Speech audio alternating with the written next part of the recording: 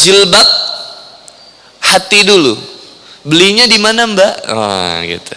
Yang dijilbab itu hati dulu. Maka ini pertentangan yang luar biasa bagi seorang akhwat biasanya. Ketika akhwat dihijab, maka kemudian dia bertemu dengan realita dunia yang begitu jahat, yang kemudian mengatakan kepada akhwat ini, jangan dulu dijilbab deh, kalau masih begini, jangan dulu dihijab deh, kalau masih begini, mendingan gua mah hijabin hati dulu aja deh. Hijab hati lebih utama daripada hijab luarnya. Percuma teteh dihijab tapi akhlaknya tidak baik. Seolah-olah perkataan ini benar. Kayaknya benar gitu perkataan. Penting teh, jangan sampai teteh menghinakan Islam. Teteh dihijab masih pacaran, mending gua jomblo nggak dihijab. Coba. Teteh dihijab tapi jomblo. Dihijab tapi pacaran. Ada yang tidak dihijab tapi jomblo. Lebih bagus yang mana? Bingung kan? Hati-hati, orang liberal mah pandai menjebak memang. Yang nggak selevel itu. Harusnya lebih baik mana? Yang dihijab tidak pacaran dan dihijab tapi pacaran. Bagus mana? Enggak nih, yang dihijab pacaran sama yang dihijab nggak pacaran. Bagus yang mana? Yang dihijab nggak pacaran itu lebih bagus. Nah sekarang bandingin, yang nggak dihijab pacaran sama nggak dihijab nggak pacaran. Bagus yang mana? Nggak dihijab pacaran. Ya levelnya begitulah ya. Bener nggak? Ini harus level, apple to apple. Jangan sampai teteh bilang lebih baik mana, akhwat yang berhijab atau ikhwan yang berhijab. Nggak selevel. Harus level. Bagus mana, akhwat yang berhijab nggak pacaran atau akhwat yang berhijab tapi pacaran? Bagus yang mana? Masih? Bagus mana, akhwat yang berhijab pacaran atau akhwat yang berhijab tapi nggak pacaran? Akhwat yang berhijab tapi tidak pacaran, itu yang terbaiknya. Sekarang ada lagi akhwat yang nggak berhijab dengan akhwat yang tidak berhijab pacaran.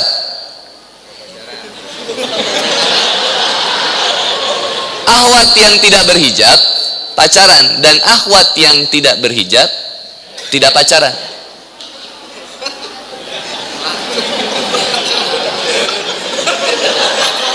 Liar ya. Akhwat yang tidak berjilbab pacaran sama akhwat yang tidak berjilbab tidak pacaran. Bagus yang mana? Dua-duanya rusak cenah Kang. Masya Allah. Ada step yang baiknya. Jangan sampai kemaksiatan yang satu ditutup dengan kemaksiatan yang lain. Satu, sudah mah tidak dihijab, pacaran lagi, double itu dosanya. Ya, benar? Ada yang rada mending ini dari sini nih. Tidak dihijab, tidak pacaran. Ini rada kagok gitu. Mending langsung diajak berhijab gitu. Tapi yang lebih perfectnya adalah wanita yang berhijab dan dia tidak pacaran. Dia berhijab dan dia tidak berpacaran. Tapi kemudian ada yang nyinyir, lebih baik hijab itu hijab hati. Apakah itu yang terbaik? Kemudian bahkan dia pakai landasan dalil lagi. Kata Rasulullah kan, dalam diri manusia itu ada segumpal daging. Yang kalau daging itu rusak, rusak semuanya. Kalau itu baik, baik semuanya. Ketahuilah itu adalah hati. Maka aku lebih baik menjilbab hati dulu. Pertanyaannya, bagaimana cara menjilbab hati?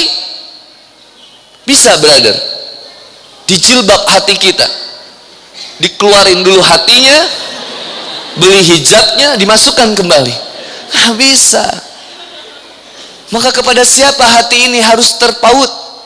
Kepada siapa hati ini harus terikat? Kepada siapa hati ini harus tersambungkan dengan senantiasa? Hanya kepada Allah. Maka Allah yang akan menjaga hati kita. Kita pun berusaha untuk menjaga hati kita, tapi Allah yang akan menjaga hati kita ini. Karena hati ini sifatnya muqallibal qulub, berbolak-balik hati kita ini, brother. Hati ini sifatnya berbulak-balik, terlalu condongnya ada gitu, kecondongannya.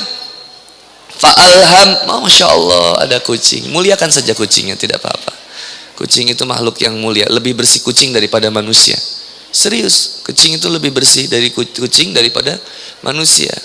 Kucing itu paling rajin mandi, brother. Stok dia lagi ngejilat. Antum pernah lagi diam kayak gini jilat ya? Enggak. Kucing bersih, insya Allah. Ada seorang wanita yang masuk neraka gara-gara kucing. Dia sudah jaga hijab, rajin sholat, rajin puasa ketika bulan puasa. Hebat, dia rajin puasa ketika bulan puasa ini. Tapi kemudian dia ngeremin satu kucing, yang kucingnya ini kemudian tidak dibiarkan untuk lepas mencari makanan sendiri gitu. Kemudian sampai matinya kucing itu tidak dibiarkan untuk mencari makanannya sendiri. Sampai kemudian kata Rasulullah SAW, neraka tempatnya. Karena dia membiarkan kucing tidak keluar dari kandangnya untuk mencari makanannya sendiri. Begitu. Jadi boleh miara kucing? Boleh. Kalau mau dikandangin, tolong kandangnya yang kucingan gitu, yang hewani gitu, yang ada unsur peri kehewanan gitu. Jadi rada besar dan sekali-kali dikeluarkan. Biarkan untuk keluar di halaman nggak apa-apa. Kalau kucing rumahan, ketika dia keluar rumah, pasti dia bakal balik lagi. Beda kalau teteh dapat kucing jalanan dibawa ke rumah, wah emang itu preman habis dia emang. Acak-acak gitu bang. Apalagi dapatnya dari pasar, wah Masya Allah. Sudah pasti ikan pun bakal dicuri itu sama dia. Jangankan ikan, hati pemiliknya saja bisa dicuri itu. Sampai mana tadi kita brother? Satu. Tadi wanita, seandainya wanita itu bukan kucing tadi, gara-gara kucing ya aku jadi lupa. Insya Allah 18:8 ini 19:18 sudah hampir habis, 2 menit lagi ya. Oke. Jadi intronya tadi, ketika seorang wanita diminta atau diomongin tentang berhijab, tentang hatinya dulu yang dihijab. Wallahi, yang pertama kali untuk kita hindari adalah bisikan-bisikan dari jin dan manusia yang tidak suka ketika teteh dihijab, yang kemudian teteh jadi mikir-mikir, bener sih, daripada saya ngejelek-jelekin Islam, lebih baik saya benerin hati dulu aja biar pol di hijabnya. Wallahi, sebenarnya wanita yang berbicara seperti itu tidak pernah bisa sampai di jilbab, nggak akan bener di jilbabnya. Dan teteh hari ini di jilbab, ketahuilah ini bukan karena so suci, bukan karena so alim, tapi kami sedang belajar untuk menuju taat. Nanti kita selesai Isya, kita buka ayatnya, apa perintahnya, dan kita akan introin dulu dengan sejarah bagaimana Islam memuliakan seorang wanita dan bagaimana historinya seseorang itu di jilbab, insya Allah. Setelah commercial break berikut ini dan setelah salat Isya bersama, insya Allah kita akan lanjutkan pembahasan kita tentang jilbab hati, belinya di mana. Assalamualaikum warahmatullahi wabarakatuh. Ya, kita lanjutkan. Assalamualaikum warahmatullahi wabarakatuh. Dulu zamannya pas sebelum Islam, justru Greek atau Yunani pun mengalami masa-masa penghinaan kaum wanita yang luar biasa. Jadi di kelas 2 kan bahkan disetarakan dengan budak gitu. Bahkan bisa dijual wanita itu. Kemudian bangsa Yahudi pun demikian. Menjadi kelas nomor 2 wanita itu di bangsanya itu, dan bahkan dihinakannya luar biasa. Bahkan di India, bagi beberapa penganut agama itu ada budaya yang namanya sati. Itu adalah seorang janda yang ditinggal mati oleh suaminya, dan budayanya itu adalah membakar diri sendiri karena sudah tidak berharga lagi gitu. Romawi pun demikian. Bagaimana bangsa Romawi dulu wanita itu begitu dihinakan. Tapi di Islam ini luar biasa. Ketika di Islam justru wanita itu dimuliakan. Memuliakan wanita, memuliakan manusia. Islam ini luar biasa, brother. Cuman diserangi ini emang Masya Allah. Kita bakal diserangnya sama sekuler, sama orang sekulerisme, liberalisme, pluralisme, belum dengan kaum feminisme. Bukan rok kami yang salah, tapi mata laki-laki yang jelalatan. Pakai rok mini, dipegang nggak mau. Maunya apa sih? Salahnya apa kita? Tolong bantu kaum laki-laki untuk mengurangi dosanya. Justru kemuliaan wanita ini, Masya Allah, luar biasa. Saya saksikan di Islam. Dulu saya kuliah di FICOM, Fakultas Ilmu Communication. Fai biasa, artinya Unpad, Pajajaran University.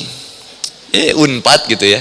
Cuman biar keren. Di Jatinangor maksudnya. Jet in anger. Jet yang sedang marah. Jatinangor. Zaman-zaman Jatos masih baru itu. Yang misalkan kita naik lift itu kali, harus. Karena baru kan ada lift di sana. Waktu dulu zamannya Vkom memang tempat berkumpulnya kaum juga yang luar biasa. Hedon banget gitu. Hedonis banget. Masya Allah. Antum kalau mohon maaf itu terhina juga itu kalau kita punya duit pas-pasan di sana tuh. Style is number one. Lifestyle yang kayak Boni yang cuman cupu dulu kan, pakai kemeja kemana-mana, hanya pegawai MCD gitu. Wah itu emang luar biasa penghinaannya. Dan di sana kaum feminisme cantik-cantik memang. Dan sedikit wanita FICOM itu yang sudah berhijab sedikit. Kalau sekarang sih banyak yang sudah dihijab. Insya Allah udah banyak gitu, dengan segala macam model lah gitu. Kalau dulu kampus-kampus itu sedikit. Bahkan kalau teman-teman ke kampus-kampus yang lain itu lebih seksi lagi. Kalau Vkom masih senang pakai celana jeans rata-rata. Tapi kalau misalkan teman-teman masuk ke administrasi yang kayak di daerah Soekarno-Hatta, ada satu kampus dekat Batu Nunggal, saya tidak sebut namanya. Dan itu kampus seksi sekali memang. Yang kalau saya nongkrong di kantin nggak bisa fokus sama baksonya itu. Ini gimana ini Ahwat?